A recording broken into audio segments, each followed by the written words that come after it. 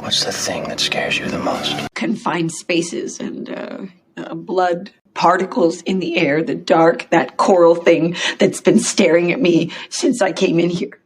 Kris, I'm scared to death.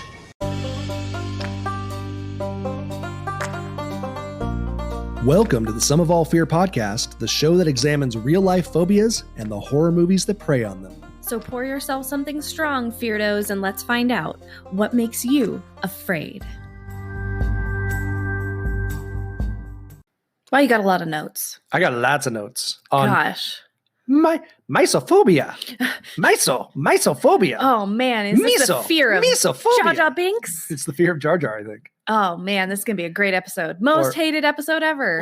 Or the mildly racist Mysophobia. Oh man, Not you so can't good. say that. Can't say that? We can't say that. Our niece and nephew is like 1/8 Chinese. So there you go. There we go. Done deal. Yeah, that's our phobia for today. Mysophobia. And he is so excited about this. He has just wildly been anticipating the fear of germs or contamination or viruses or uncleanliness or defilement and unclean. Dirt. Forever unclean. Forever unclean. Yeah, so fear of germs today. We never announced the phobia this early in the episode, but we're so excited about Mysophobia. And every time you do that, got I a Jar can't Jar. help but giggle. There's just a Jar Jar thing going on there, but it's Mysophobia. Mysophobia is the actual name of it. But every time I look at it, I think of pronouncing it differently. Welcome back, FEARDOs. We're back, episode 17. Wow, 17 episodes. Yeah, we're moving towards 20 here. Pretty quick. We're teenagers. I know, we should move out and get a house soon. Right. Maybe when we're 29. Right. No, we have at least 10 more years of living at home. I got my Kinklin. You do, and I have my tea. You got your tea. You got like two teas? Well, I have a cold brew coffee from the farmer's market this morning. They came in a mason jar. Oh my gosh. Came in a mason jar? It came in a mason jar. I was supporting local businesses, Kay. That is like the hipster of all hipster things. I thought you would say that. Jeez. And then I have my herbal tea and then water. Wow. And then my doogie. None of that stuff's going to get you drunk. No. I, on the other hand, have got tequila and squirt, which is very similar to your herbal tea, from what I hear. Yeah. It's the herbal tea of the alcohol world of the Aztec shamans. Oh, tell me more. I don't know. That's really all I know. That's all I know. Come on, that's what they used to drink. You got to be faster. Tequila you and squirt was what the shamans used to drink. That's what I hear. I've in my vast studies of Aztec culture, I have uncovered that. Oh, so I didn't. Most people don't know that's the truth. Squirt's been around a long time. So FEARDOs, we're back. I'm Drew, the husband and horror nerd, and this is Kris, the wife and professional mental health therapist. Oh, hello. And she loves to read about making herself and others better, while I like to read about the socio-cultural implications of Jason's mask choices. Wow, that could not be true. And I've also heard that we're now being called the Sherlock Holmes and Watson of podcasting. Wait, which one is Watson? You're Sherlock Holmes, of course. Oh, for thank sure. You. There's no doubt about it. He's the smart one. Watson is the lesser of the two. They're equals, but one is clearly smarter. I feel like you just want to be put down. Well, sometimes. Shame me some more. Yes, Watson. Thank you, Dr. Holmes. Elementary, my dear Watson. Elementary, my dear Watson. If you like the show, guys, please go to your podcast apps and give us a rating and a review, much like our amazing contrarian friend Lacey. She gave us a wonderful review this week. Because she is wonderful. She is wonderful. And she also signed it off as... her moniker on the review was Lacey the Contrarian. So we love that. She wrote a wonderful review. I'll read it real quick on iTunes. The horror, the fear, the psychology behind it all. Kris and Drew are a dynamic duo, just trying to help us figure out why we're all so afraid of everything. With each phobia, they discuss the background, the psychology surrounding it, and highlight horror movies that play on those fears to give us the heebie-jeebies. Give it a listen if you're into cool movies, scary topics, and metaphorical brain dissection. Metaphorical brain dissection. So be like Lacey, guys. Thank you, Lacey. We really appreciate it.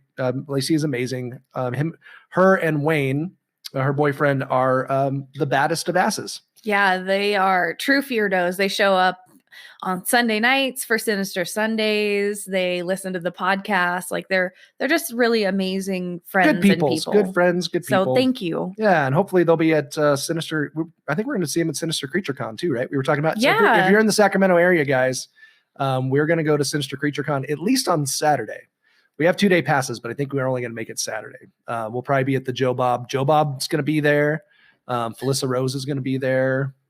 Who else? Will our stickers be ready by then? Linnea Quigley.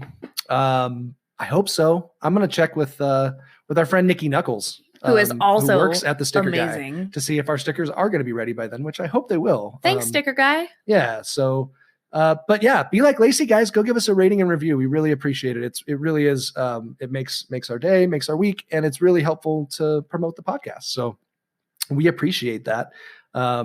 And it really helps us spread that FEARDO gospel out into the podcasting world. The word of the FEARDO. The word of the FEARDO. We have social media as well. Tons of it. Check out our social media, guys. It's our community. It's the way that we talk and interact with all of you wonderful people. And we try to post fun, cool stuff up on there. And we also post up a lot of stuff about the episodes and, and we post some stupid ass memes and, it's fun. And Drew reads all the statistics about where you folks are at and reading from, and it's really fascinating. Yeah. So we're on Facebook at Some of All Fear Podcast.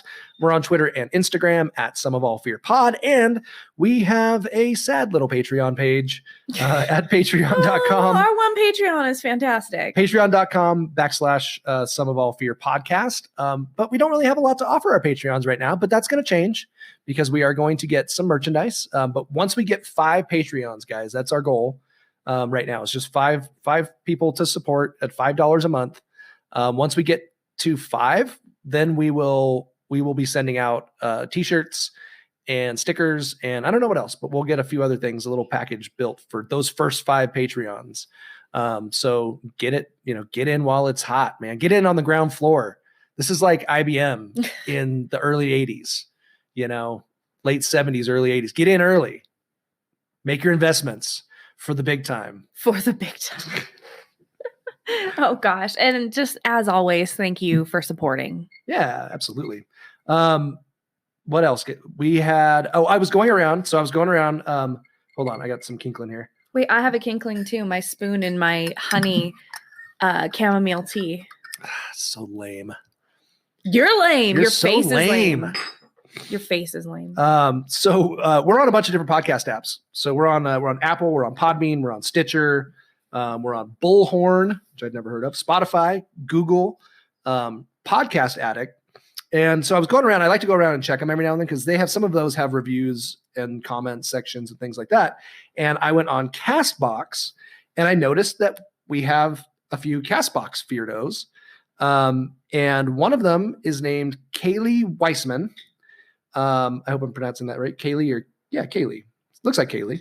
And she posted a bunch of comments up on Castbox. Oh, that's rad. She talked about a phobic experience where she couldn't go into her classroom when she was in elementary school. And had to sat in the bathroom the whole day or had to go home or something like that, which I can relate to. Poor thing. I know. And apparently we made her Alexa talk once. Which she posted a while back, which we realized we couldn't talk to our Alexa because it might be super annoying. Which we also made Alexa talk like 3 times just then and 4. Yeah. Just by saying Alexa? Probably, yeah. No. Hey, Alexa, play John Denver, Death Harbinger. John Denver, Death Harbinger. Country roads. And then most recently, a few weeks ago, she said we had great hints for What the Fear. So thank you, Kaylee. We really appreciate you listening, and we thank you for commenting and for following along with the podcast. Thanks, Kaylee. You're a great FEARDO. Yeah. So we just wanted to say hi to you, Kaylee, because you had commented a few times, and we wanted to let you know that we noticed and we found your comments, and we appreciate them. So write us back and let us know where you're from, and we'll give you some more shout outs. Also was dissecting our Anchor podcast base and looking where people were from. We've talked about our international listeners a couple times, which is kind of cool. We now have only 93% of our listeners are in the United States. What? So we have a whole 7% of international listeners. That's great. Which is kind of cool. England is leading the way. Hey. We have FEARDOs in Winsford. Uh-oh. Bradford. Have they not listened to that episode yet? The Fear of England episode. Winsford, We love Bradford, you guys. Leeds, and London. And then in Scotland, someone has been listening from my new favorite town in the entire world, New Cumnock. Yes, you heard that right. New Cumnock. You're The such 13-year-old in me just you're such a juvenile. loves the dirty name of your town. So if you're listening from New Cumnock, please, I'm sure it's like New Cumnick or something like that. But it's fantastic. It's spelled Cumnock, which is just a beautiful spelling for a dirty town. Beautiful. Reach out. Say dirty hello. old town. Oh, that's Irish. That's not FEARDO Scottish. from Cumnocked. Dirty old town. Come knockting at our messenger. Hopefully you're a Pokes fan. Canada, we have FEARDOs in Saint Therese in Quebec, and also in Quebec. In Quebec. I heard the fishing's great in Quebec. In Quebec, and in Montreal as well.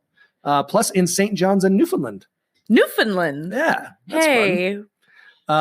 Also, we have listeners in Germany, Australia, Brazil, Sweden, Saudi Arabia, Belgium, Ireland, Mexico, Philippines, Albania, Kazakhstan, Ghana, Colombia, Turkey, Switzerland, and Thailand. Dang, I love all of that. That's pretty Thank fucking you. Yeah, it's really cool. So- Worldwide FEARDO presence. yeah. I mean, I don't know, like if you're international, and please reach out to us on social media and just let us know where you're listening from, because that's super cool. And we would love to, I don't know, get to know you and find out what you think of the podcast. That'd be super fun. Getting to know you. Keep going. No. Come on. Mm-mm. Come on. That's all you get. And if you're listening from anywhere in the United States, we would love to hear from you as well. So we would love to build this little FEARDO community. It's really cool. So thank you for listening, guys, and we appreciate it. Also, local FEARDOs, Reno friends, which we know there's a whole shit ton of you guys too.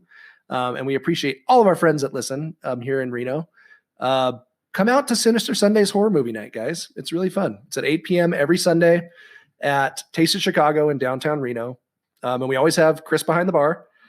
Chris or I, one is behind the bar, bartending for the night, kind of guest bartending for the evening. And then we have food and drink specials, and it's a blast. Don't you have fun at horror movie nights? Oh, it's a lot of fun. Yeah, it's cool. And it's been kind of going up and down. It's like 1 week we'll have like 15 people, and then 1 week we'll have like 5, and then 1 week we'll have 15, and then 1 week we have 5. So we would love to get a consistent group of like Reno horror fans out to watch fun horror movies. And this Sunday, I'm going to try to get this podcast out early this week, maybe tomorrow or even tonight. It's Saturday right now. So this Sunday, June 9th, we're going to watch the OG Friday the 13th. OG. The original Dang. gangsta. The first one. We're going to kick off. It's going to be a bloody, bloody night. We're going to kick off your summer at Camp Crystal Lake, man. Yep. I think that's a good way to do it. Why not? High body count. It is. It is. Is it Mahler that always says that Jason's the best because of his body count? Yeah, Mary Mahler. Her favorite is Jason, but Gnarly Naylor's favorite, obviously, is Freddie. And so I actually have a necklace with both Jason and Freddie. I just realized I was showing you my What the Fears. Oh, I haven't been looking. Yeah, I'm sorry. whatever. My notes. I just printed out my notes for the first time because I always just do it off the Oh computer. my gosh, you're such a butt. Now I'm convinced that you're I have been- you just cheated your way through What the Fear. Dude, I didn't have to cheat the last 2 times, and I did really That's right, because good. I have such excellent hints. Man, they're so good. Why are you such a narcissist? It's my thing, man. Everybody's got to have a thing. Mine is mild narcissism. That's true. It's a good thing. Are you ready for What the Fear? I am so ready. play? Yeah. All right, let's do it. It's time Da-da-da. for the Da-da-da. world's greatest Da-da-da-da-da. phobia-based trivia game.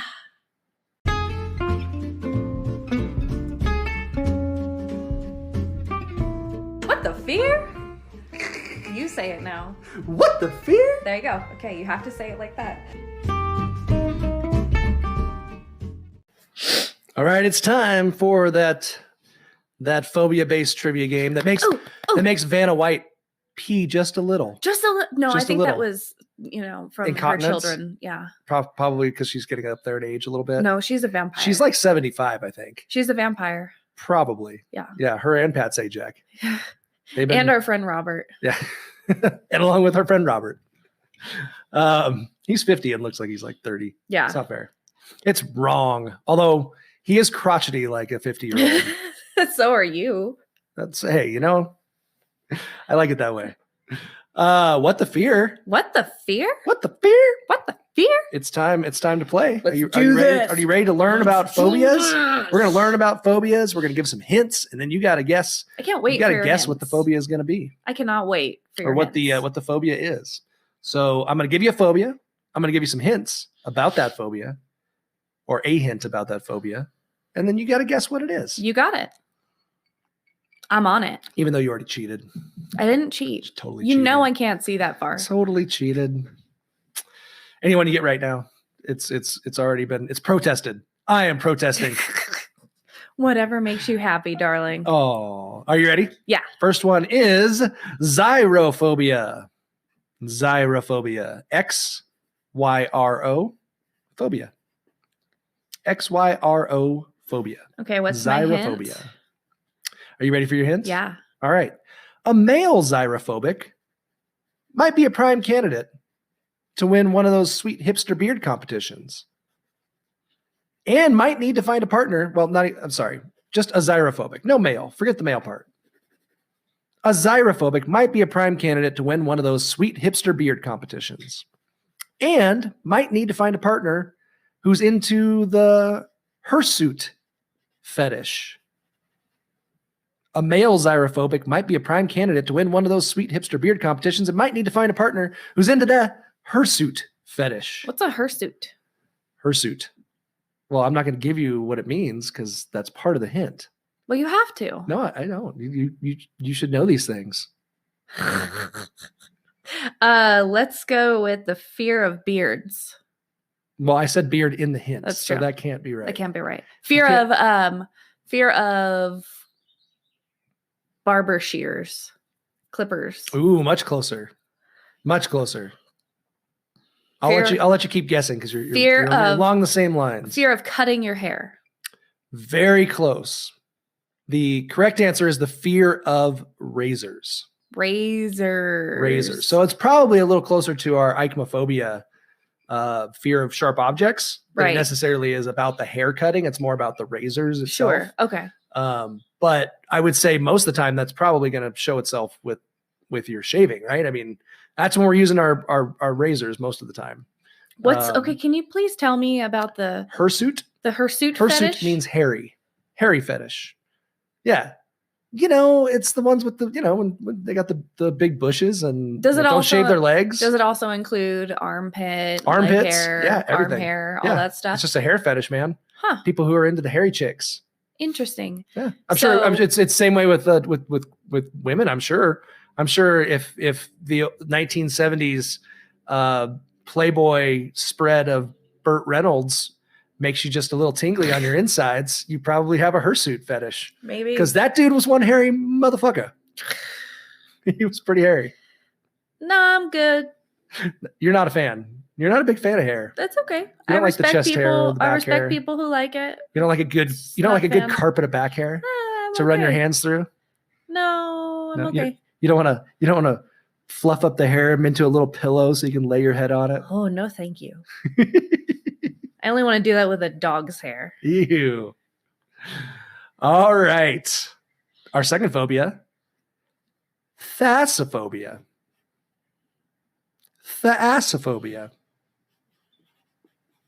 Thalassophobia?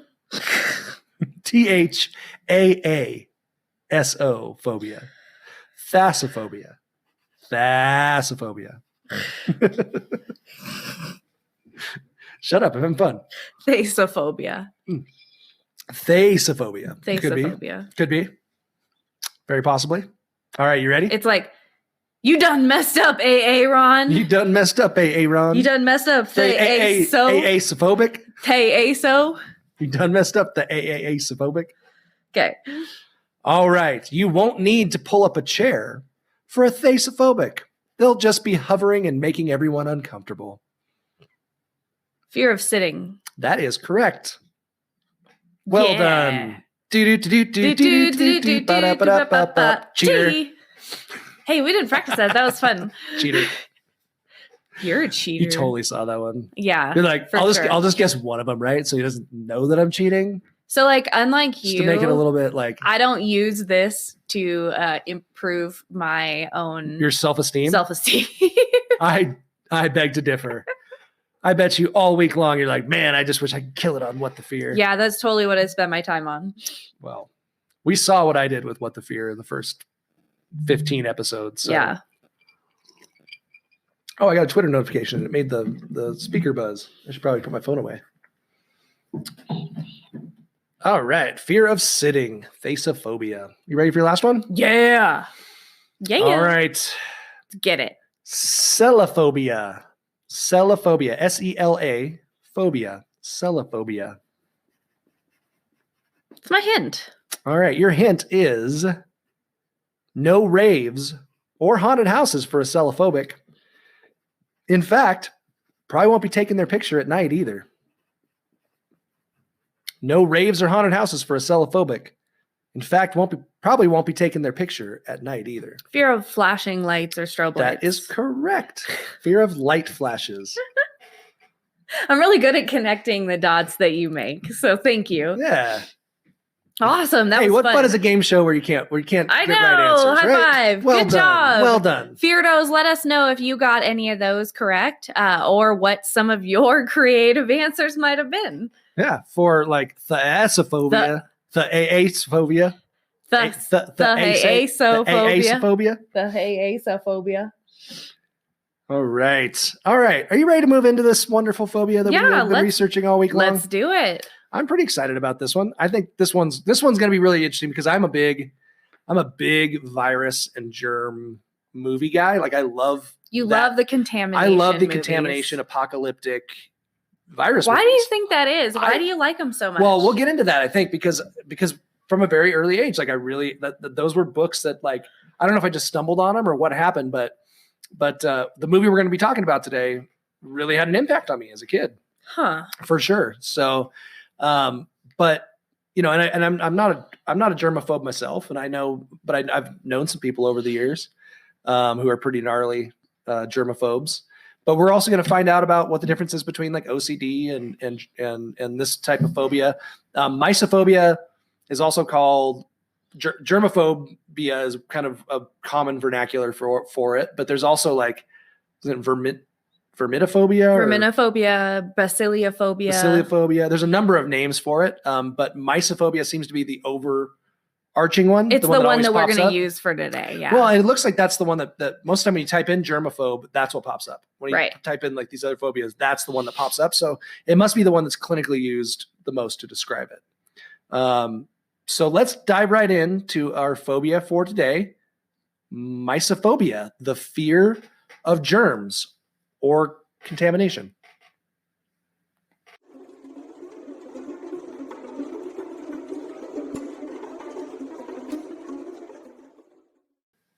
Mysophobia, the fear of germs, the fear of contamination.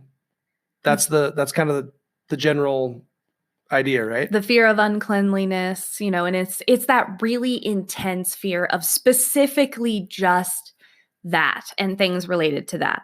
So I want to point out that folks often kind of overgeneralize and they say if they clean their house, they're so OCD. OCD, right? Yeah, I think OCD. they're from LA, right? LA.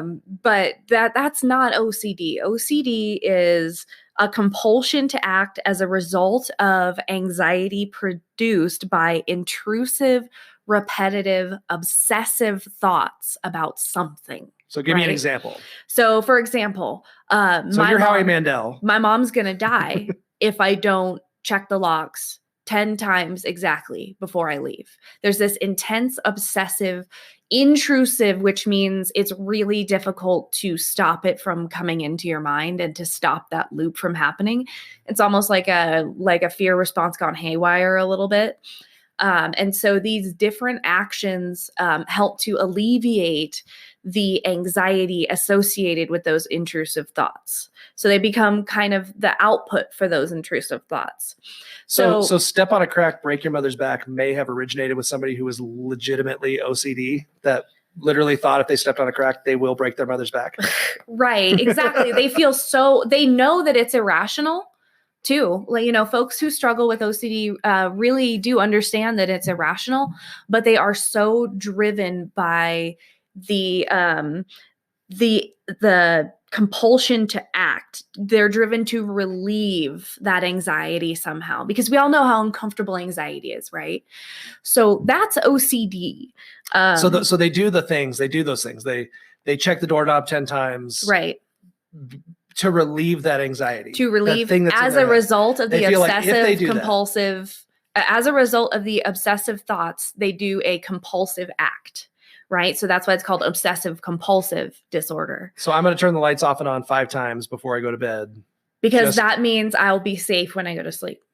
Because I've got this anxiety about going to sleep, maybe. But they may still understand that's completely it has nothing to do with it, but they just have to do it. It gives them an opportunity to put their anxiety somewhere and to relieve themselves of their anxiety.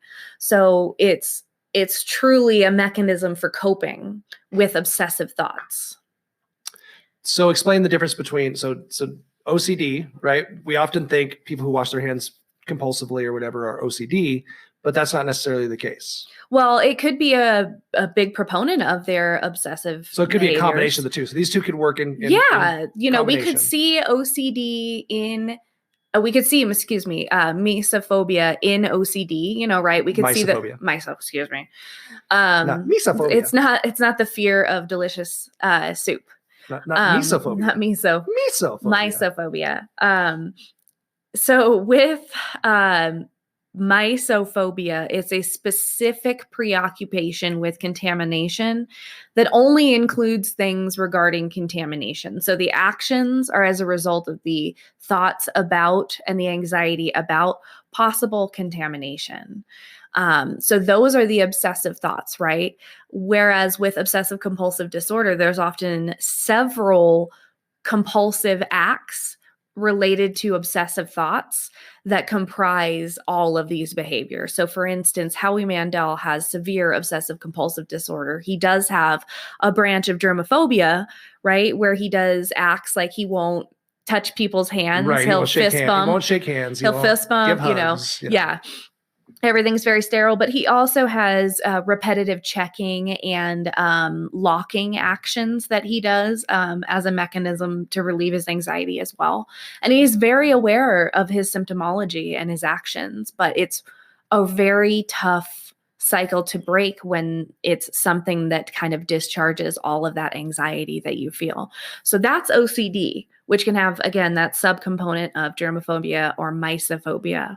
Mysophobia has to have just singularly the focus on contamination fears, right? So much so that the clinician can't identify anything else that could be, as a result of this behavior. It couldn't be that they're genuinely afraid because they have MRSA in the house, right? Somebody came to their house and they have MRSA, or they have bed bugs, right? Something is. So there's not something going on that they are really fearful of. If actual contamination occurred around us, they live in Kenya and they're surrounded by Ebola. Right. Things like that. Which would genuinely be okay, that's a legitimate fear. So you don't have a phobia in that respect. You have a legitimate fear of something that could potentially kill you or deeply harm you. It's when the fear goes beyond what is reasonable and expected of the circumstances. So for instance, trying to eradicate all traces of germs or bacteria from every surface, which we touch 300 surfaces every 30 minutes, the average adult. Every 30 minutes, 300 surfaces. How is that even possible? Wait a minute. Think about everything you're touching right now. It's like my legs. Your legs, your arms, every time you reach here, the book, everything. The glass. Okay. Every 30 minutes. Wow. 300 objects. So try and imagine the anxiety buildup of feeling as though your entire world has, let's see, what's something that grosses you out? Like just makes your skin crawl. I mean, I would, I don't know something specific, but like I can just imagine seeing everything is almost moving and living and crawling, you know, in your head as you're touching it, you know? So when I think about what spiders, Mysophobia is, what Mysophobics could be going through, I think of how I felt when I was in like 7th grade and I got lice, and I just felt constantly disgusting and unclean, and I feared seeing one of them again because it was so disgusting to me, and everything around me could potentially have one. And so I have to imagine that, but on a scale that's so much more magnified that it consumes my life for years on end and prevents me from doing even daily activities. Ugh, that's crazy. I can think of like maggots. You know, when that thing, you know, you go into your kid's room and they've got a sandwich that's behind their like I did the other day after school ended. Kids are so gnarly when it comes to that stuff. Petri dishes. It's like you can't put your lunch from school and just toss it behind your bed or your couch or in a corner somewhere. Like we're gonna find it in a month and it's gonna be covered in mold and maggots. Disgusting. And, you know, whatever. So that kind of thing, right? When you find a piece of something in your, you know, maybe in the refrigerator way in the back or something that's been sitting out underneath something in the fruit bowl, and then you lift it up and it's just all nasty and gnarly. But imagine that everywhere that you see somebody could have touched or you touched after you touched something that somebody else touched. Let's think about, what you go into the grocery store. We worked at a grocery store, right? We worked at Trader Joe's. How many times was a can, right? It's a love story. Ooh. Trader Joe's, a love story. On the next episode. That's our other podcast. It's before we became rich and famous. All the salacious stories. But think of how many times before a customer got that can, how many times it was touched before that. Oh, yeah.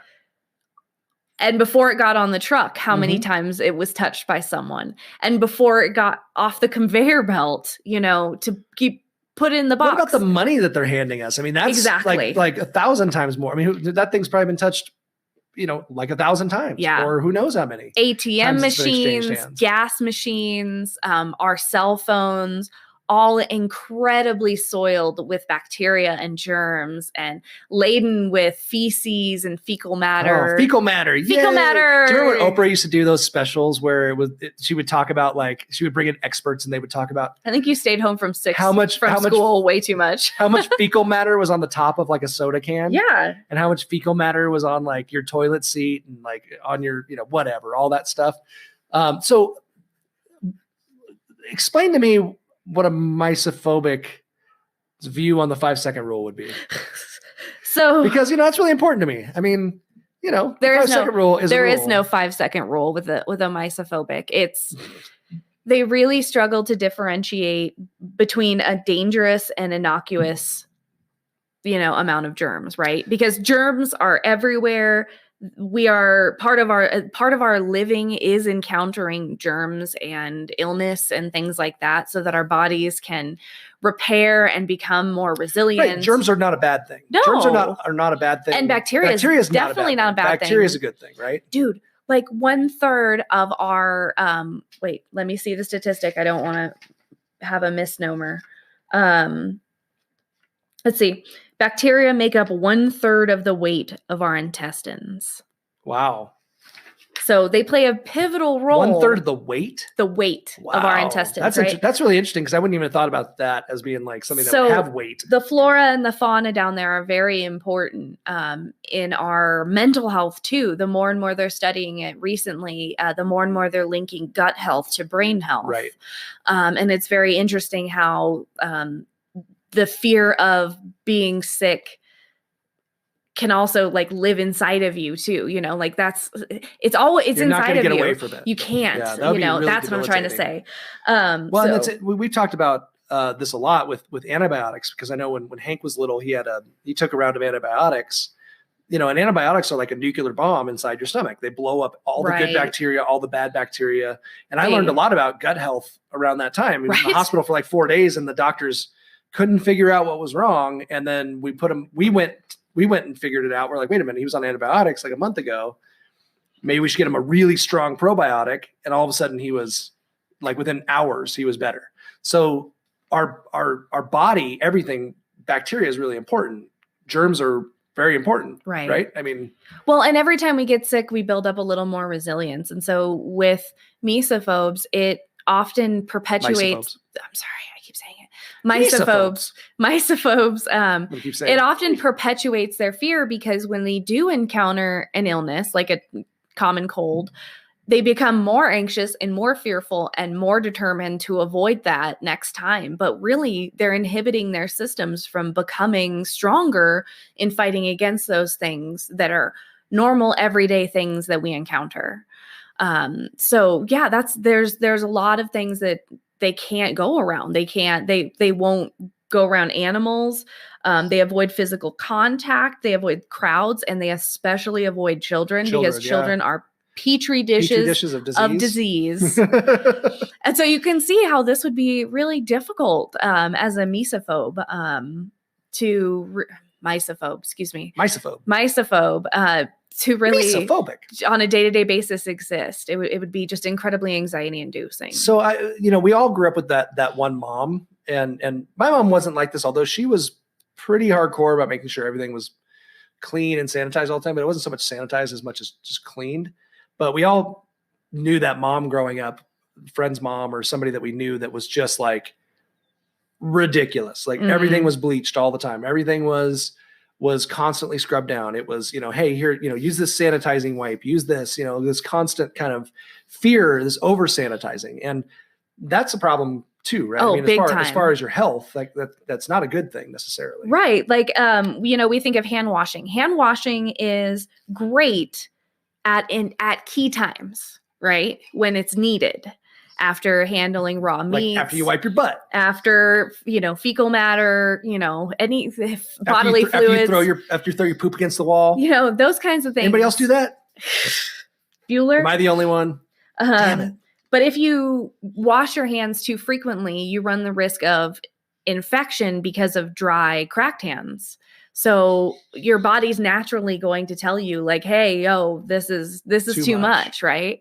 Interesting. So you get cracked hands from over sanitizing, and then you're inviting more things into your system because your hands are cracked. And there's a lot of fear of things not being sterile, right? So what happens if things are contaminated is really the fear of it. So they act out sterility as a means of controlling that anxiety about contamination. Wow.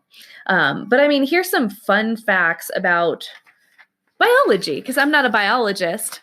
So I had to get these facts from somewhere. Do you play one on TV? But I play one on TV. Fun facts about biology from author Mary Roach's Stiff, The Curious Lives of Human Cadavers. She's the one that noted that bacteria make up 1/3 of the weight of our intestines. And she also provided some statistics courtesy of the University of Arizona microbiologist Dr. Charles Gerber, who coincidentally gave his son the middle name Escherichia, which is the E in E. coli. Oh, wow. Nerdy. Wow, that's nerd. That is some serious nerd right there. Right. So some of her research included noted antibacterial products that have the biggest marketing coup since bottled water. So note that, right? There's a huge marketing coup going on with antibacterial products. Although most of them only specify the word germ.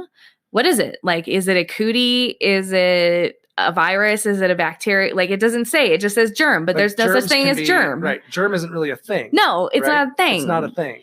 But antibacterial stuff really does not do a whole lot. So in a study from Dr. Elaine Larson at Columbia, also noted by author Mary Roach, she said that they did some research on 2 households with at least one preschooler, one that used all antibacterial stuff and one that didn't, for 48 weeks. So that's a long time. And at the end of it, or not at the end, throughout, they measured things like illness, symptoms of allergies, like all kinds of things. They measured it throughout from both families. And then they took the results and they figured out that at the end of the study, it was about the same level of cold, flu, food poisoning symptoms as So no difference. No difference overall in the use of one antibacterial versus no antibacterial product. So it's all just marketing. It's all just marketing. Marketing coup. It's a gigantic marketing coup. So when we look at the data, that really kind of shows us the shift. Hand washing is important at specific times, again, for sanitary reasons. But other than that, the more we interact with viruses and bacteria and stuff, the better our immune system becomes with every illness. So again, not a biologist here, but there was one case of Mysophobia, strictly Mysophobia. Damn it. Mysophobia. Every time I look at you, I say Mysophobia because of that face you make. Mysophobia. Okay. Mysophobia as a result of a brain tumor. Once they removed the brain tumor, the mysophobia resolved entirely. And this was a woman who was spending over $1,000 a month in cleaning supplies. Wow. $1,000 a month in cleaning. Wow. Right? So I'd say that's a little better than the chick who just liked to eat Comet. Right. I mean, that's not good for you. So cases of OCD, often are found in traumatic brain injuries, brain tumors. You just smoothed right over that. What? Don't you remember that episode? I know. The laundry detergent and Comet, where she just liked to eat it. Oh, it was yes. Like the strange. What is that show called? My Strange Addiction. My Strange Addiction. Yeah. Yes, I remember that. Just breezed right over that. Sorry. I mean, focused. It's better to spend $1,000 a month on cleaning products than eating cleaning products, I guess. That was my point. That's true. So either way, it's the left hemisphere action with my goal is to throw you off your game. I know, and you are. She gets so stuck to her notes, folks. She gets her glasses on and she just gets right into her notes. Shut up. Which I love. It's great. But I'm throwing you. I got to throw a little wrench in there every now and then. Well, also to be of note with this mesophobic as a result of the brain tumor, she also had kind of a personality disorder diagnosis. So there's some things also to consider there. But overall, living with the fear of germs or contamination or uncleanliness or, any of those things would be so debilitating to your everyday life. What's the most extreme? I mean, that's obviously an example of an extreme, right? $1,000 a month in cleaning products. Right. I would suspect that would also come with some health hazards as well, right? Absolutely. Being around cleaning products that much and being like inhaling them and constantly having them around. We know that they're, they have a place, but they're not. And they're probably the not things. going outside much because they're fearing things in the air that they can't see. There's a lot of concerns. I feel the anxiety right now, like just talking about all of this stuff that they would have to think about when managing this kind of anxiety. Like public restrooms, right? We know those people who can't go into a public restroom or cannot go to the bathroom anywhere but home. At home. Right. And sometimes it's germs. Sometimes it's more of like a space thing or a personal whatever deal. But like myself, I really don't care. Like I can plop my ass down on a toilet seat in a restroom. You can brown anywhere. It doesn't bother me. It literally doesn't bother me one bit. And I laugh at people that it bothers. I think it's really funny that it's a weird thing for people because I'm like, who cares? Am I disgusting? Probably. Yes. But it just doesn't bother me like at all. I don't use the little seat cover because they've proven that does nothing. Nope. So, it just doesn't bother me. I don't hover, I know girls all hover. But I know people who literally cannot, they cannot go anywhere but at home or anywhere, but they cannot use a public restroom. And I understand they're nasty, but are they that much nastier than the bathroom at a fancy restaurant? Probably not that much more. Probably not, considering, it's still just human. Or your beings. bathroom at home. Oh, your bathroom at home is disgusting. Yeah. I mean, it's all over your toothbrush, folks. Yeah, it's We've learned that. Oprah taught us that. if There's your fecal matter on toothbrush your toothbrush. is anywhere near your toilet. Yep, it's all over it. But so the thing with misophobe too, Mysophobia. I'm never gonna get Mysophobia. this. Mysophobia. Okay, I gotta do it like that. Mysophobics. The thing with this is, again, it kind of perpetuates and builds on itself. So they use the sanitary items and then they get sick, right? And then they use more and more sanitary items. So they're like, I need to use more. I gotta obviously I gotta get more of this stuff. I'm not right. And it can actually cause physiological response with actual no virus or symptomology, like no physical symptomology associated with it. So no virus, no bacteria, right? But you can still experience symptoms. So the anxiety actually can produce symptoms. So does it lead to like hypochondriac type behaviors or things like that, where people are so concerned about germs that they think they're sick all the time, or they think that they're contaminated, or they think that they're... So it's like OCD versus hypochondria versus misophophia, right? So they're all Mysophobia. They're all kind of on this like... Sorry, I'm just correcting every time. Okay, I know. They're kind of on this like totem pole of anxiety, right? And so hypochondriacs fear the disease or becoming ill, right?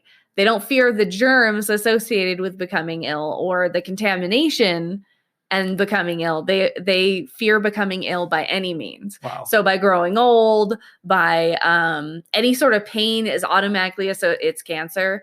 It's a tumor. That's me. Right? So they really have more of an obsession with the germs causing an illness than anything else. So with hypochondriacs and with misophobics, you can see this intense physical... Misophobics. Now you just laughed at me. I didn't want to correct again. Misophobics. You can see it's this... going to get annoying in the episode. I know, I'm sorry. Not you, me. Everybody else is like, just let her fucking talk. So yeah. But it's just funny because I want to say it like Jar Jar. I like it. So for example, this like anxiety causing a physical response, right? Let's take, for instance, the time I was flying home from college on an airplane, and I had brought my cat Autumn with me, and I had stowed her in a crate underneath my seat front in front of me, and she had been perfectly quiet the whole entire flight. And I was sitting in the middle seat between this woman and this man who was asleep the whole time. And we make it the whole 4.5-hour flight from Louisiana to Reno. And on descent, Autumn starts meowing. And she goes, "Oh my God, is that a cat?" And I was like, yeah, that's a cat. She's like, "I am allergic. I am so allergic to cat." It's been on the flight for what, 2 hours? Yep. 3 hours? No, like 4.5 hours from Lafayette. Oh and I was like, "Woman, you have been breathing the same recycled air as that pussy down there. You're fine." But she was so convinced that she made her own nose run and like flagged over the flight attendants and made this on descent. Like, what are they going to do on descent? Wait 10 minutes. You've already been there. But and the flight attendant didn't say, "Hello, you've been with this cat for 4 hours and haven't had any problems." God bless flight attendants and their patience. But anyways, so yeah, that's this. Although cats are from the devil and they are terrible. We did learn that. They do make your head explode. Yes. And there is a connection with that episode and this episode too, which we'll get to soon as well. So those are all really my fun facts. If you have Mysophobia, Mysophobia? Sorry, I did it again. If you have Mysophobia, definitely don't see me. Maybe go see someone for response and prevention therapy, which kind of decreases anxiety in enacting a ritual, so that you don't allow yourself to enact the ritual. You just kind of sit and experience the anxiety, but in a safe manner. Combo of therapy and meds like SSRIs or antidepressants are helpful with managing those kinds of things in the short term.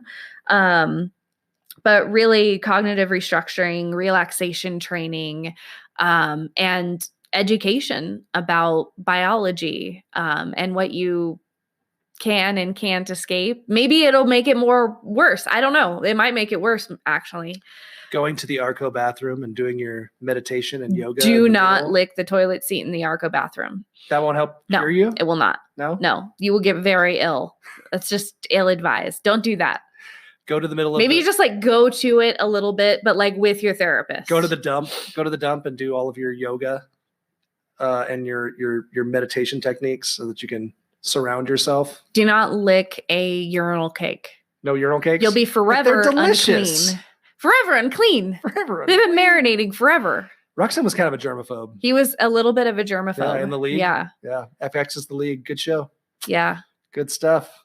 Hey, I want to talk about our movies. Do you want to talk about our movies? I do. We have a lot of movies. Well, we're going to do a full honorable mention today. We're going to do a full feature presentation. We got a lot of movies that we need to mention. Yeah. That are just side. We considered making this a 2-part episode, which we might do at some point in the future, but I think we're just too lazy to do a 2-part episode. Because that's just a lot of one topic, and we get attention deficit disorder. You don't want to edit that much. Well, I wouldn't want to do it all in one sitting. I would want to do 2 separate episodes, but just on the same topic. Right.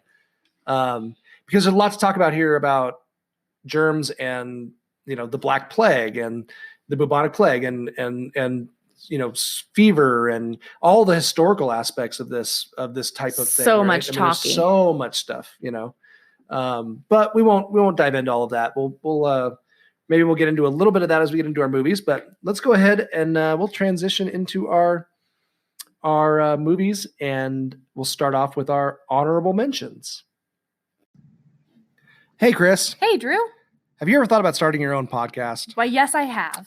When we were trying to get this podcast off the ground, we had a lot of questions. Like, how do I record an episode? How do I get my show into all the apps people like to listen to? How do we make money podcasting? The answer to every one of these questions is really simple. Anchor. Anchor is a one-stop shop for recording, hosting, and distributing your podcast. And best of all, it's 100% free and ridiculously easy to use.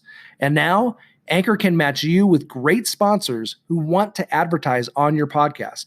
That means you can get paid to podcast right away. In fact, that's what I'm doing right now just by reading this ad. Right now? Right now. Right now. Right now. Right now?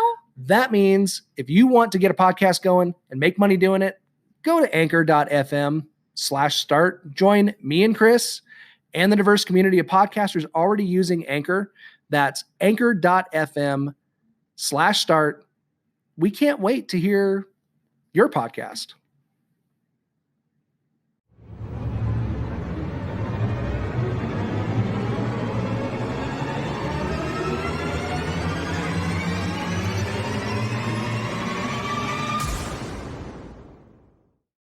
So we got lots of fun virus type movies. What's up first? There's lots of them. There's lots of them. So coming up with the ones we were going to choose. Coming down with them is coming better. down with them. Coming up with them. Because it's a virus. Deciding which ones to do was really hard, because honestly, it really is one of my favorite. It's one of my favorite horror genres. I really love, and not just horror genres, but like dramas and anything that deals with like world-ending virus, outbreaks and things like that. Apocalyptic. I think they're really fun. I've always really liked them. It's a subgenre of movies that I really enjoy. So what is so fun about them? Why do you enjoy them so much? I don't know. I was going to talk about this later, but when we get into our feature presentation, which is The Stand, which was a mini series, based on Stephen King's book, obviously. I had read Stephen King's The Stand and another book called Swan Song right around the same time when I was about 13, 14 years old. Puberty. And I really got into them. Like, I was really into those books. And I think it's like the first adult books that you're actually able to read and like understand. Yeah. And the miniseries came out that same year. So I must have been 13 because I read the book first. I'm pretty sure I read maybe I read the book after the miniseries, because the miniseries came out in 94 and it had a big impact on me, just like the It miniseries did, but move my cell phone so I don't get any interference. but yeah, for some reason those types of movies just have always been I've always loved them. resonated with you. So I have a bunch of honorable mentions that we'll talk about. We'll focus on one of them, but I wanted to throw these out there just in case you hadn't seen them or you've never seen this one in particular. The Crazies from 1973, I had never seen before. It's a George Romero movie that they just remade in 2010 with Timothy Oliphant. which you're a fan of. Timothy. Are you done? Yep. Are you done? Do you need a moment? Do you need I need a towel. Do you need a quiet? I'm just kidding. A towel from all that Phew, I'm gushing. sweating. Yes. All that splooshing. Sploosh. So George Romero did this movie in 1973, which was kind of ahead of its time. I mean, as a lot of his stuff kind of was about it was a pretty cliche kind of movie theme now, but I think back then it was pretty cutting edge, and it was a government tested contagion finds its way into the water supply. It's always government. Yeah, it's always government. And a lot of them are like surrounding, government and The Stand was too. Lots of them are. I mean, think about all the, it's always government testing or some sort of biowarfare. Biowarfare, right? Scientific analysis. Always something like that. Finds its way into the water supply of a small town in the Crazies. And then, of course, chaos ensues. The army descends and what's the word? Makes them all stay in one place where they can't get out. Contains them? Well, no, the other word. Confines them? No, it puts them in... secludes them? No, there's another word that I'm looking for. It's going to drive me crazy. We got to figure this out right now.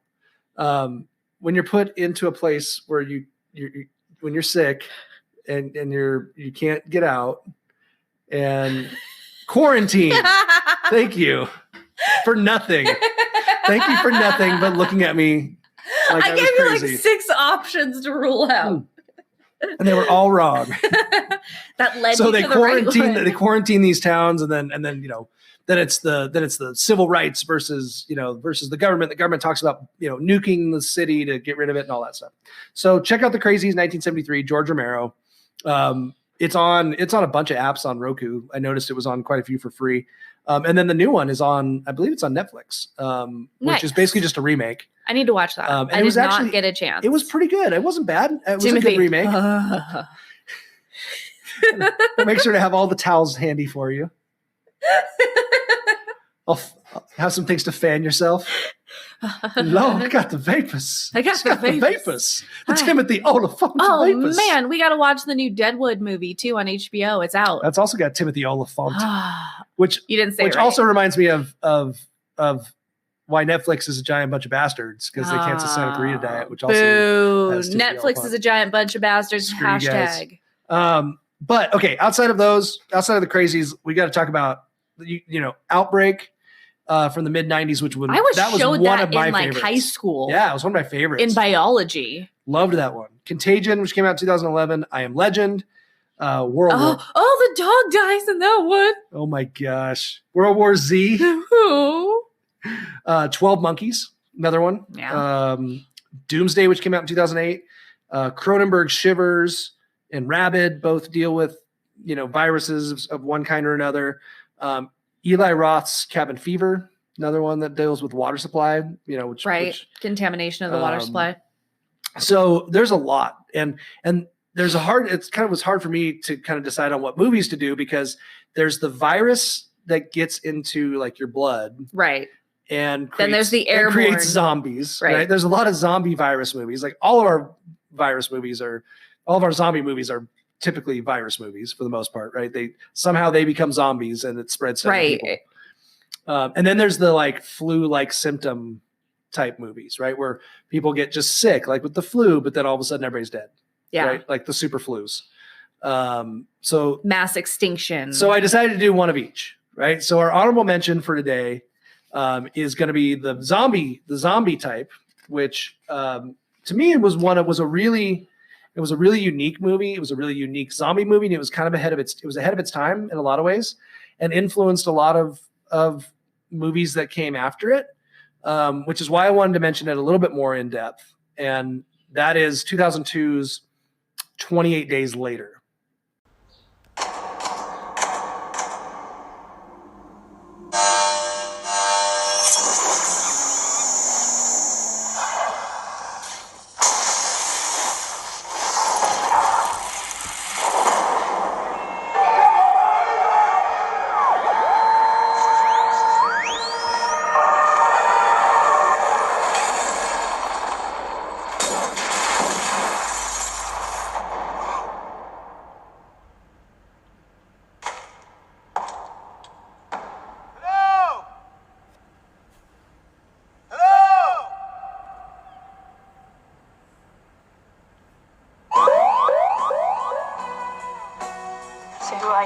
Wake up today in hospital. Wake up and I'm hallucinating. I've got some bad news.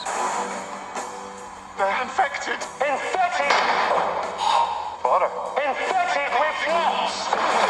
Oh, I shouldn't have done that. The blood. There's something in the blood.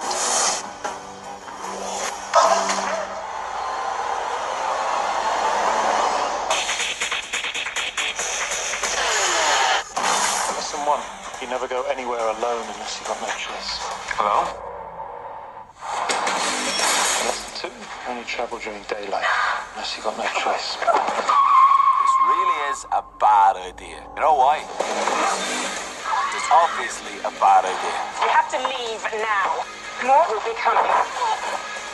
They always do.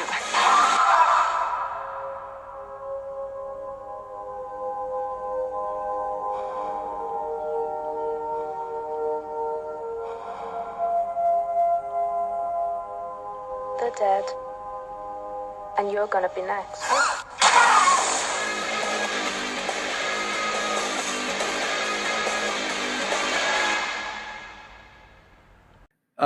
Directed by Daniel Boyle, who did Trainspotting. He did Slumdog Millionaire. Great movies. I love Trainspotting too. That was one of my favorite movies when I was in like college. You didn't say it right. It's Millionaire. Slumdog Millionaire. And it stars Cillian Murphy, who plays, he's Tommy Shelby on Peaky Blinders. So if you've been watching that show at all, that guy, he's also Scarecrow in Dark Knight. Yeah. Which is the one really you, cool. You recognized him from, Yeah, right? I did. So what That's was my favorite of the Batman. Let me read the little synopsis of this one, and then I want to hear what you thought of it because you watched this one for the first time. I did. So let me read the synopsis of 28 Days Later. A group of misguided animal rights activists free a caged chimp infected with the rage virus from a medical research lab. When London bike courier Jim, played by Cillian Murphy, wakes up from a coma a month after, 28 days later, he finds his city all but deserted. On the run from the zombie-like victims of the rage, Jim stumbles upon a group of survivors, including Selena, played by Naomi Harris, and cab driver Frank, played by Brendan Gleeson, and joins them on a perilous journey to what he hopes will be safety. So what do you think of 28 Days Later? What was your first impressions? My first impression I could sum up in one phrase, and that's from Hudson, who also watched this movie with us. He watched a little bit of it with us, yeah. He did. And it was 8-year-old. And it was when the animal rights activists were fighting off the scientist who was screaming at them like, they're infected, don't do it. Don't release them, they're infected. And Hudson, sitting on the couch, said, what an idiot. What an idiot. Should have listened to the scientist. Should have listened to the scientist. No, it's not endorsing testing on chimpanzees. No, but also if they say that it's infected, you should probably handle with care. Yeah, don't open the cage. Not handle smart. with care. Which I love. I love the ones that always begin with like the monkeys, like Outbreak did too, right? Outbreak and 12 monkeys, and it's always like that. Oh man, like you did that, really? You done did that? You done did that? AA Ron. You in some trouble, AA Ron. Yeah. Whenever that happens, whenever you see the chimp comes out, you know that there's going to be problems. And actually, I love the way this movie starts. It starts with the chimp like strapped to the bed, which is really sad. Watching But like they're having him like watch all of these disaster It's stuff, right? So they're doing awful. testing on him, like psychological testing, I'm guessing, yeah. right? To see what things pop up, or maybe that's part of how they created the virus. I don't know, but this chimp is like watching all of these apocalyptic type events on multiple screens. So it's kind of a Right. foreshadow of like what was going to actually happen, which was mass hysteria and Total these things, destruction. right? So the chimp attacks one of the animal rights activists. The rage virus goes into effect within like 20 seconds. So it's instantaneous. It So hits pretty hard. it goes hard, and then all of a sudden the zombie is created, which there's a lot of debate about whether these are zombies or not. You know, that they're called the infected. And Is so it a human? There's a debate about whether they're zombies or if they're, you know, whatever they are. It's a human body with a virus soul. I mean, are they dead, or are they dead that have come back to life, or are they just infected and become ravenous? Kind of like rabies. Right. So because we're dead people too. So there's people who just Right. died. But then there's people who were infected that are running around and going nuts, and they die of starvation.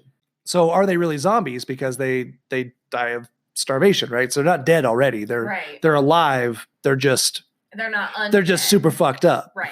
Right. So they're not the undead coming back to life. So, but they're zombie-like, right? And then there's people who say, well, and that they also give credit to this movie as kind of introducing the fast zombie, which, you know, some people look back to like Return of the Living Dead, and there's been a few others where the zombies aren't like super slow and lumbering, but you know, as far as like just super speedy, crazy, fast zombies, like these guys are kind of scary fast. Yeah, they're super fast, and They're athletes. and World War Z really, really market. You know, this was the zombies that World War Z, you know, Max Brooks and those guys that they really Kind of modeled after for sure, right? I mean, these were the super fast zombies.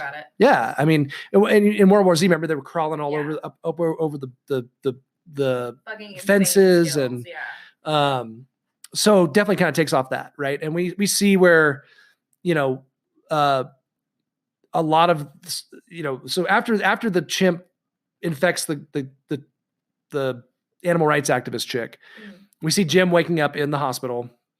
Nobody's around, right? Which is very similar to like Walking Dead and a lot of these, right? A lot of these movies that came after had that same kind of thing where you had this person waking up and the world has changed 28 days later, right?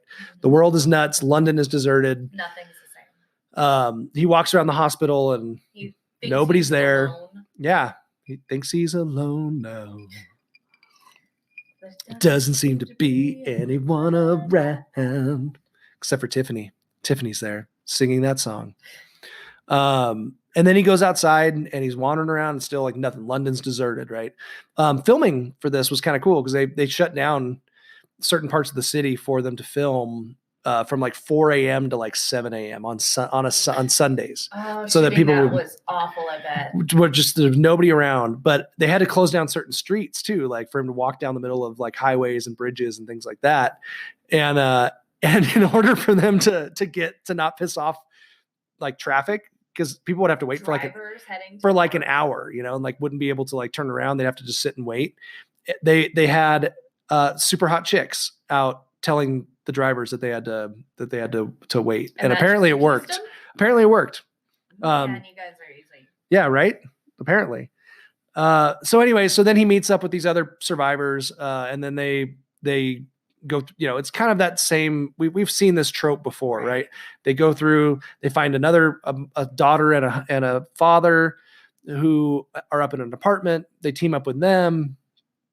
Meanwhile, they're fighting off, you know, these zombie creatures every now and then. And then, you know, we finally get to the place where you just talked about, I don't know, where the blood drops into the eye of the father, and then he turns infected, and that's a really cool scene. And then we go into this weird end of the movie where they're with these military dudes who are all a bunch of assholes. And then it just kind of goes bonkers from there. Super. But finally at the end, you've got Jim and Naomi. Stella was her name. What was her name? Stella. Selena and Jim. So Selena, Jim, and the little girl are the only ones left. And they end up going out in the country and getting help. And at the very end of the movie, they're rescued by there's a jet that flies by. And I think we're supposed to assume that that's the U.S. military, because in 28 weeks later, the U.S. military has moved in and created like a safe zone. Right. Okay. Which we see in the sequel. Right. So great movie, really unique, kind of has handheld kind of style almost too. And a real interesting like cinematography. It's pretty. I love it kind of has that BBC kind of feel to it a little bit. Which, and I know, what's his name, who did Edgar Wright, who did Shaun of the Dead, was already writing Shaun of the Dead when this movie came out, and was super stoked that it came out when it did, because it was perfect timing for Shaun of the Dead to then come out like right after and kind of play off, almost spoof a London virus zombie movie. That's great timing. It was great timing. So great marketing. 28 days later, that's our zombie virus movie. But I really want to focus on our feature presentation because it just means a lot to me. It's one of those movies that I have a really strong personal connection with, and I got to show it to you for the first time this week. I found a Stephen King box set, DVD box set that had The Stand on it, and a bunch of other Stephen King movies. Watching The Langoliers. Yeah, which I don't think I've ever seen Langoliers, which is I've heard is considered one of the worst, one of the worst Stephen King adaptations ever. But I got to show you The Stand, and so let's talk about our feature presentation, 1994's The Stand. And now our feature presentation. From Stephen King, the master of suspense, comes his all-time bestseller. Containment breach! We've had a major containment breach! Use the manual gate override, Captain! Do it now! Captain! You have to close the gate! A deadly virus released by a government mistake. A frantic military willing to stop at nothing to cover up the terrible truth. The so-called super flu does not exist. What did you do? What did you think you do? As the plague sweeps out of control, a nation erupts, society crumbles, the end is here. The monster's here! The darkness here! Now, all that remains, the demon, the prophet, and those chosen to survive. Drawn by dreams of an old woman. You're coming along to see me, won't you, Larry? The chosen ones stream to Colorado to find their dreams are real. Help us to be true, dear Lord. Help us to stand.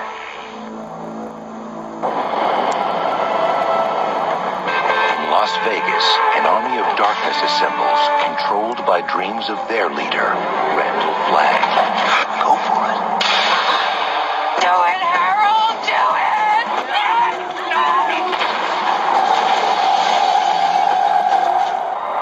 time to make your stand. The ultimate stand against the forces of evil.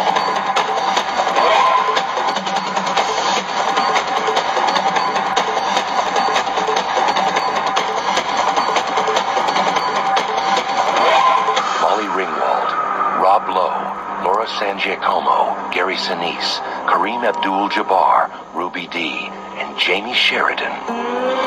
Stephen King's The Stand. My life for you. MOON. That spells The Stand. My life for you. MOON. That spells 1994's The Stand. That spells Stephen King's The Stand. MOON. I would say The Stand is the Godfather of all post-apocalyptic movies. Oh, dang. That is a large statement to make. Definitely post-apocalyptic Are you prepared horror. to back that up? Absolutely. And really gave birth to the whole subgenre of like virus horror and all of that kind of stuff. It really did. Absolutely. I mean, it came out. So the book came out in 1978, and it was, I mean, yeah, there were virus movies that came before it, and there were some apocalyptic type movies that came before it, but The Stand was really, really like kind of put it all together. The first of its kind. And so much stuff since then has been modeled after it. I mean, I would, you look at, and other books too. Like I was talking about, for me, when I was like 14 years old, this was the book that I read, like The Stand and Swan Song by Robert, who wrote Swan Song? Swan Song was written by Robert Mick. I have it in my notes here somewhere because I haven't seen it in a long time. Robert, where is it? Must not be very good notes since I can't find them. I do that when I write too many notes too. Oh, Robert McCammon. And honestly, these are my, all-time favorite. These are probably my all-time favorite books when I was that age. Like I read them and was so fascinated by. And Swan Song had kind of a similar kind of vibe to it. It was a nuclear apocalypse, and then kind of a good and evil, same kind of good and evil fighting across the country, going to different places, traveling across, reestablishing civilization. Yeah, that kind of vibe. And so I loved them. I think they were just amazing. But there's no doubt about it that The Stand is like it's considered by most Stephen King fans either say it or The Stand as their favorite books of all time. Definitely the top. We should put a poll up. Top two. And that's pretty universal. Like people who've read Stephen King, those are just their favorite books, one or the other. Like Jen Ferratu just posted up, because I posted up a picture of my copy of The Stand, and she's like, oh my gosh, it's my favorite book, which I already knew because I listened to her podcast. So, well, you owe her, because the other day you freaked her out with your mother's scars. Oh, I did. I'm sorry, Jen. I'm sorry for freaking you out with my mom's scars. You owe her. I put up a picture of my mom's. My mom just had surgery, colon surgery, but they had to open her up and had big old ass gnarly scars and sutures and stuff across her whole belly. And I was laughing because I said she needed to get a tattoo of Chucky on her stomach now that she has these cool scars. It'd be perfect with Chucky's face. And so I superimposed a picture of Chucky on her stomach and sent it around. And Jen has a fear of scars. So we're sorry, Jen. We will get to a fear of scars at some point on this podcast. So that's a good one. I like that. We should interview Jen during that one. That would be fun. I like that. It's a good idea. But yeah, The Stand is Jen's favorite book, and it was probably one of my all-time favorite books too. And I'm getting ready to reread it because I don't think I've reread it since I was in high school. So that's something that I'm excited to do now that we've been getting into this. I'm like, oh man, I got to read that book again.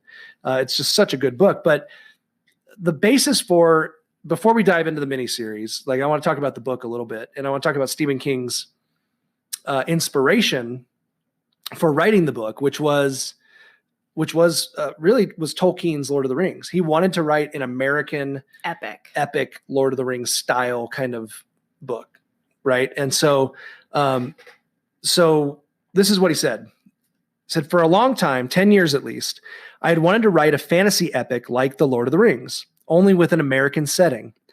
I just couldn't figure out how to do it. Then slowly after my wife and kids and I moved to Boulder, Colorado, I saw a 60-minute segment on CBW, Chemical Biological Warfare. I never forgot the gruesome footage of the test mice shuddering, convulsing, and dying, all in 20 seconds or less. That got me remembering a chemical spill in Utah that killed a bunch of sheep. These were canisters on their way to some burial ground. They fell off the truck and ruptured. I remembered a news reporter saying if the winds had been blowing the other way, there was Salt Lake City. This incident later served as the basis of a movie called Rage, starring George C. Scott. I wonder if that's how they got the name for the rage virus in 28 Days Later. Maybe. But before it was released, I was deep into The Stand, finally writing my American fantasy epic set in a plague-decimated USA. Only instead of a hobbit, my hero was a Texan named Stu Redman. And instead of a dark lord, my villain was a ruthless drifter and supernatural madman named Randall Flagg. The land of Mordor, where the shadows lie, according to Tolkien, was played by Las Vegas. Which I thought was the city so of cool. sin. So apropos for all of Mordor. I'm gonna start calling Vegas Mordor. Yeah, Mordor. The Going gates down of to Mordor. Yeah, driving down there, it's like it at night. Oh, I love driving down there. Actually, I just posted up a picture of us in Tonopah With all at the Clown Motel. with all of the best little penthouses on the way. Oh yeah, the little penthouses, Yeah. all the trailers. Yeah, Petticoat Junction. Oh, those trailers. Oh, the whorehouses. Yeah. Got them whorehouses. Best little whorehouse in Nevada. So the book was originally released in 1978, and it was around 1,200 pages when he finished it. But his publisher told him in 1978 that they couldn't do it. They would either have to break it into 2 Cut books, it out. which they didn't want to do. So they basically said, hey, you got to knock out like 400 pages of this bitch. Like, it's just way freaking too long. Cut it out. So Stop being so wordy. So he cut out 400 pages out of the book, which I don't know how you would do. That would be just like the most grueling, painstaking process ever. Like, I can't understand how that. Well, by the time it gets to print too, Ugh. and then they're like, Yeah, 400. We need about 400 no. pages trimmed off of this thing. That would be really tough. But never fear, Stephen King fans, because 12 years later, in 1990, the one that I have in my hand right now, which was the complete and uncut version, came out, which was the full 1,200 pages. So it got released, and that's really the one that kind of that I read when I was a kid, and that kind of spurred the miniseries and all that kind of stuff. Because I think it kind of got a resurgence, a repopularity after the new uncut version came out. So it just had a huge impact on me. It was fascinating. It was fascinating to me, the whole concept of viral apocalypse, like that this could happen, that this is a genuine thing. And even now, right? It's even more crazy now. We get so much news about Ebola and, the swine flu and the bird flu, measles, measles, right? Yeah. People don't vaccinate. So we get measles again. Yeah. And this was a plague that eradicates 99.4% of the population, which is more effective than hand sanitizer is on germs. It affected more people. Germs, quotation hand sanitizer marks. kills germs. So it affected the entire population. And this is a thing that we don't, we hear about these things popping up. We hear about Ebola. We hear about these things that could come over, and occasionally there's a few cases in the United States. But think about if you lived in the early 1900s or in medieval times with the plague or whatever, where literally like these are things that this would wipe out everyday half of the population of Europe.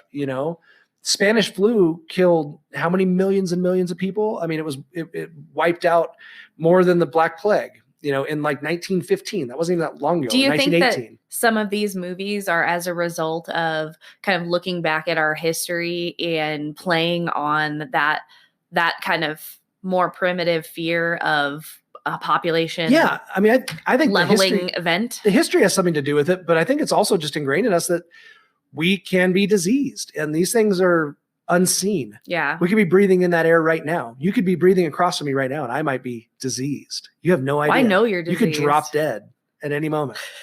Is your breath that bad? It's pretty bad. But I mean, it's just a natural fear that we have, right? That this could happen to us. It could just, at any moment, we could succumb to some crazy virus that could wipe out the population. And that's terrifying, right? Absolutely. At any moment, you could succumb. Yeah. It's crazy. And so, I mean, it fascinated me so much. And then the apocalyptic side of it, right? That it was ushering in some sort of good versus evil battle or whatever. It's very biblical. It's very Book of Revelation. I find it very interesting, though, that people survived because they were immune. And I saw that same theme in in 28 days and 28 weeks later, too, where certain people are immune for some question mark reason.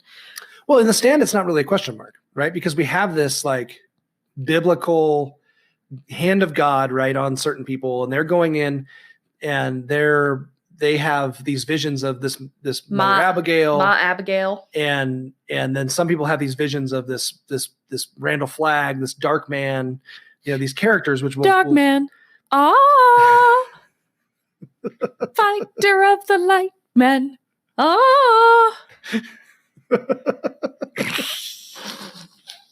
Well played. I know that's not how it goes, but but you've got this very kind of religious overtone, and King was always really good about that. And actually, I've always been impressed by King's like theology too. Like he's really good at like getting biblical stuff like kind of right, which is rare, right? People just kind of like pick and choose like verses, or they pick and choose like little themes in the Bible or whatever. But he actually got a lot of the stuff pretty right, pretty right on. And there's quotes from Revelation and the pale horse and I agree. And all that kind of stuff. The devil probably did wear denim on jean. Denim on denim, yeah. And he probably did have a concubine. Probably did. I mean, he probably does. True. He's probably still wearing denim on denim. Yeah. And rocking that mullet, that full sweet mullet. But one of the things that I think is really interesting too, when you compare King's big books, right? His It versus The Stand, which are like his two biggest classics. The It has a special place in your heart as a kid, right? Because that clown, it's fucking terrifying. Pennywise is a boogeyman, right? Yeah. I was listening to The Bump in the Night. I was listening to a new podcast that I hadn't listened to much before, but the Stephen King cast, which is great. If you love Stephen King's books and stuff, it's awesome. It goes really in depth in all of his books. But one of the things he said on there, comparing the It and The Stand, was Pennywise is every child's boogeyman, right? Whereas Randall Flagg is every adult's boogeyman. The dark man in The Stand, this antichrist, this demonic, whether he's the devil himself or whether he's a demon or whether he's whatever, this causer of chaos, he is kind of every adult's boogeyman. And so that's kind of the parallel between the two. And I think that's a really cool way of looking at kind of his works. Yeah, and, that's interesting. Yeah. And why those things have been, why those characters are such iconic characters in Stephen King's world. In his world. Yeah. Speaking of worlds, The Stand also, by the way, while we're still talking about the book itself, the characters in The Stand, like Randall Flagg and stuff, pop up. They all pop up in Dark Tower series and stuff too. So that's part of his bigger universe. Like there's this whole connected universe in some of Stephen King's books, and The Stand is a really big one when it comes to like the Dark Tower. Do you think they'll touch on that in Castle Rock? Absolutely. I think they already have. Yeah. In some ways. Yeah. Which I'm not a Stephen King, like I don't know as much as a lot of people do. I'm kind of just now getting into like a lot of the books that I've never read before, or some of the stuff that I never, I've read a handful, spattering here and there, but I never read a lot of the ones that I saw the movies for. I was like, yeah, I won't read the book, but now I really want to read all of his books. So I would like to understand more about his kind of connections. He definitely has an inclination towards the pull of good and evil. Like when we look at The Stand, it starts off and there's like two subsets of people that find each other. Hold on. So we haven't gotten into the movie yet. Oh, sorry. So I just want to finish out the book. So that was kind of what the book, right? That whole adult boogeyman thing, right? So the miniseries came out in 94. And I do want to say like the miniseries was a little bit, it's dated. It's a product of its time. It's a product of the limitations of the 90s network television in the 90s, right? So it's not amazing, but I love it. I personally love it. I'm interested to hear. And actually, you liked it a lot. I did. I enjoyed it. I was surprised. Like I thought you were going to be like bored and like be like, oh my gosh, this is like not understanding why I liked it. No, so much. I enjoyed it because I thought it was going zombie movie, and then it went totally not zombie movie. Right. And so I was like, where the fuck is this going? And I'm interested to see the differences in the book that you notice. Well, and that was the thing. I haven't read the book in so long. I know there's certain characters, like I know like the character of Nadine Cross. I believe she's a combination of, there was Nadine and Rita, I think, in the original book, and they kind of combined them. And I know Rita committed suicide. There was a whole storyline. There was a lot of stuff. There's a lot of storylines that got kind of just left out because you can't do even a miniseries. It's impossible to do a 1,200 page book, in a miniseries. So there's some things. But let's dive in. 1994. Let me give you a quick synopsis, and then we'll dive into the mini series part of this. But I did want to talk about the book for a bit, and the kind of the inspiration behind it, because I think it's just so freaking influential, and such a badass book. But the mini series adaptation The human race is 99% wiped out by a government-invented superflu. The remaining survivors take sides in the forces of good and evil. A mysterious old woman named Mother Abigail, who's a servant of God, and a powerful and deadly dark man named Randall Flagg, who is the author of Chaos, a demon, or even the devil himself. A gas station attendant, a rock star, a mute, a professor, a farmer, a socialite, a disabled man, a judge, a teenager, a mother, and a nerd take center stage in a battle for the soul of the world. So the miniseries, it's trying to take all of these storylines. This was one of those, Stephen King's really good at this, and he's always is taking these tangential storylines. Oh man, that are like all over the place. And there's so many of them, and then bringing them kind of together. But it's hard to do in a miniseries. And I think they did as good as they could do at the time. It's directed by our favorite Masters of Horror director. Ooh, Mikkel Garrison. Mikkel Garrison. That's his full name. That's people. not his full name. I know. Mick Garris. Mikkel Garrison. Mick Garris directs it. Who we talked about a lot in our Fear of Cats Sleepwalkers episode. Right. And this came out right after Sleepwalkers. Okay. In fact, I think him working on Sleepwalkers was the reason why Stephen King brought him on to do The Stand. In fact, he just check out Mick Garris's podcast, Postmortem with Mick Garris. He just had Stephen King on like 2 episodes ago, and it was great because he doesn't do a lot of interviews, especially like podcast type interviews, and it was awesome to kind of hear him just talk about. They talked about The Stand quite a bit. They talked about like some of their older movies they did together. Listen to that. It's a really good episode. But really the star of The Stand, before we get into like all the actors and stuff, is John Bloom, aka Joe Bob Briggs. He's really the star of this film.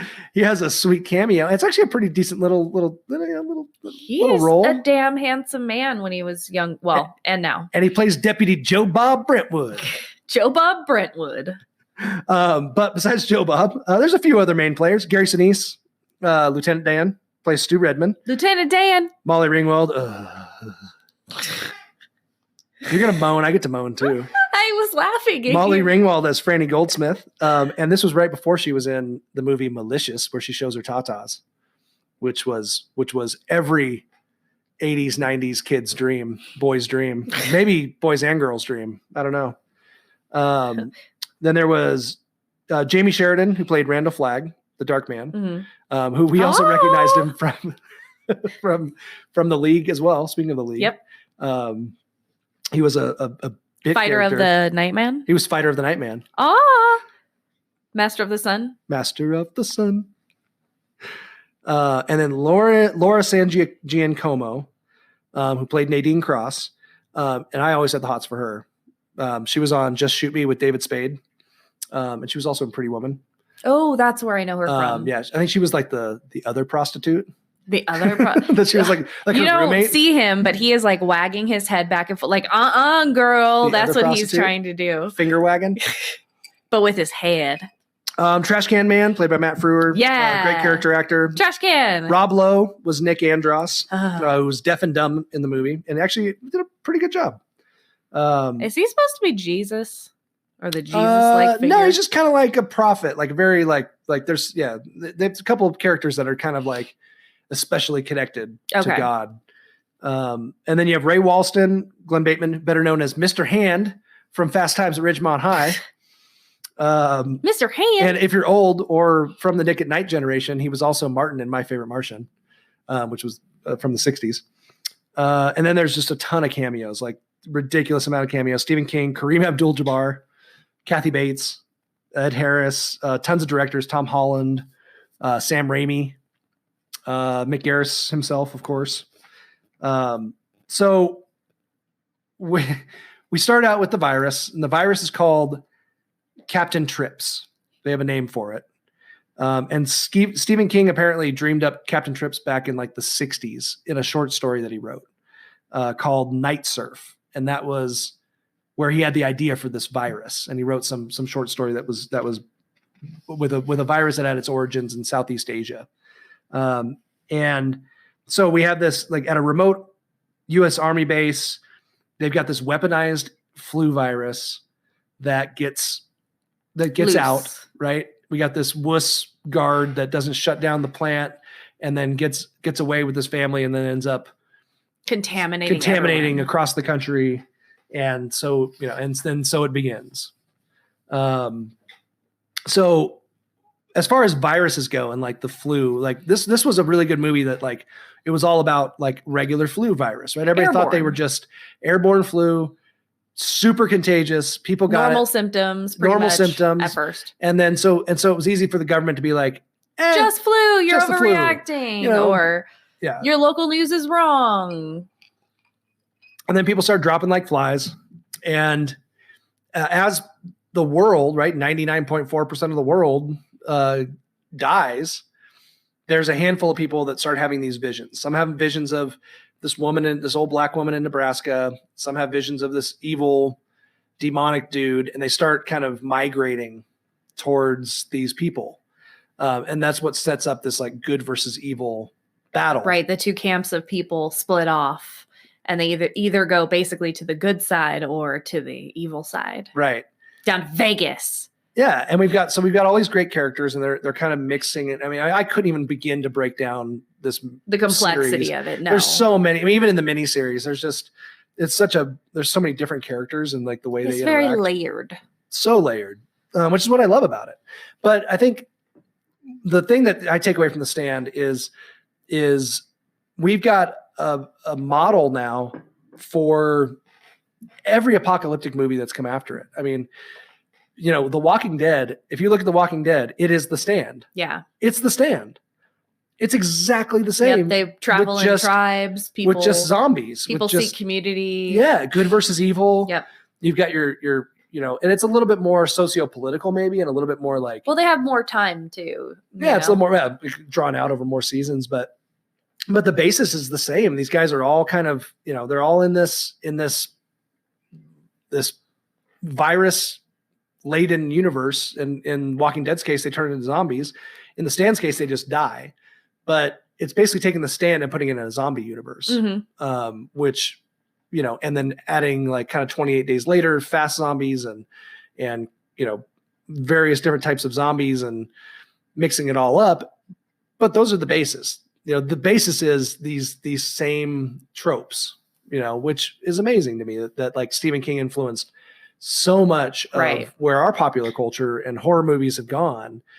Cabin in the Woods with the water being infested with the virus goes back to the crazies, right? So these movies and these books all have such a resonating impact on. They build off of each other. Yeah, build and have. It's great to see. It's almost like a game of telephone where you kind of take it and put your own spin on it. And it's interesting to see the different spins. Absolutely. And I think they all take little elements and then just plant them in. And we had such a zombie craze, which we've talked about, like, and I think they all took these apocalyptic themes and put them into, whether it was World War Z or whether it was Anna and the Apocalypse. Walking Dead. You love Anna and the Apocalypse. I do. You find a reason to drop that movie into every conversation. Go watch Anna and the Apocalypse. Anna and the Apocalypse. It's a Christmas. Not Apocalypse. It's a Christmas. Apocalypse. It's a Christmas zombie, not a cockalypse. Not a cockpocalypse. Cockpocalypse. Name of your porn movie. Name of your horror porn movie. Name of your mom's horror porn movie. Dang. It's messed up, man. But what do you think of this movie? I think introducing it to you was really fun because you didn't have the background. You didn't know what it was going to be about. No, I had no idea. And it's cheesy. It has its cheesy moments. I think it still holds up for a 90s movie. Oh, it has great Sleepwalkers. Special effects too. Yes. Like Mick Garris has his when Randall Flagg's face turns into like a demon. Yep. That reminded me so much of Sleepwalkers. Totally. Had Sleepwalkers like cat morphing early 90s CGI. I like how it kind of balanced on the themes of hope and despair too, like it had so many themes of hope versus despair. Like, should we have hope of going to this camp and kind of living things out, or you know, do we go and just kill everyone and kind of do our own thing? Like, and that's the which good direction versus do we that's go? the good versus evil, Right. right? The hope of, is there a guiding hand behind this, or is this, or you know, or are we just going to kind of fulfill whatever our basic needs are at the cost of killing other Right. people, or Yeah. taking advantage of other people? There's some big themes on community, you Right. know, like community and society coming together versus and there was a quote from Larry. He said, "If we don't have each other, we'll go crazy with loneliness. When we do, we go crazy with togetherness. When we get together, we build miles of summer cottages and kill each other in the bars on Saturday nights." Yep. Yeah. So it kind of says something about human nature, right. But also the need to be in a community and kind of fighting that like good versus evil feeling within us all. I really enjoyed it. So Stephen King almost stopped wriing this book, and he almost stopped writing it because it was too fucking long. No, yeah, probably. Yeah, it's never stopped him before. He almost stopped writing this because as his characters developed, he realized that even after the apocalypse, they were going to fall right back into the same patterns that devastated them to begin with. That devastated human society. So he got despairing about his characters, about human nature, about how human nature is going to, it's going to basically, no matter what happens, you're always going to go back to your basic human nature. And your basic human nature is a lot of self-serving, selfish interest type things. And so it almost made him stop. That makes sense. Writing the whole book. That would be like a little bit of an existential crisis. It would get you kind of a little lost. Yeah, kind of sad. These characters that you built up and you love so much, and they're so alive to you, and you can't figure out a way to write them out of this. So The Stand is officially becoming a 10-part TV series coming up soon on CBS All Access, which just brought us The Twilight Zone, which I haven't seen yet either, Jordan Peele's Twilight Zone. It's been in development for quite a while by writers Josh Boone and Ben Cavell. So that's coming up soon, a new 10-part Stand series, which I'm really excited about. Really, really, really. I hope they handle it well because I believe the original it was so impactful. But I love this movie. But look forward to a remake of it because I think it could be done a lot better. Yeah, let's see what they do. Not that Mick Garris didn't do a wonderful job with what he had for the time. I think it was awesome and it was so impactful, but I would love to see an update of it and a remake of it. And if you haven't read the book, read the book. It's amazing. And cover your mouths when you sneeze, folks. Wash your hands when you're supposed to. Wash your hands when you're supposed to. And don't overuse sanitizer. And you know what? Let your kids dig in the dirt a little bit. It's not going to kill them. Or maybe it will. Who knows? Life kind of kills us. Life goes on. So that's our episode. Mysophobia. Mysophobia. Mysophobia. Mysophobia. Mysophobia. I don't think we have a topic for next time yet, but until next time, stay afraid. Stay very afraid.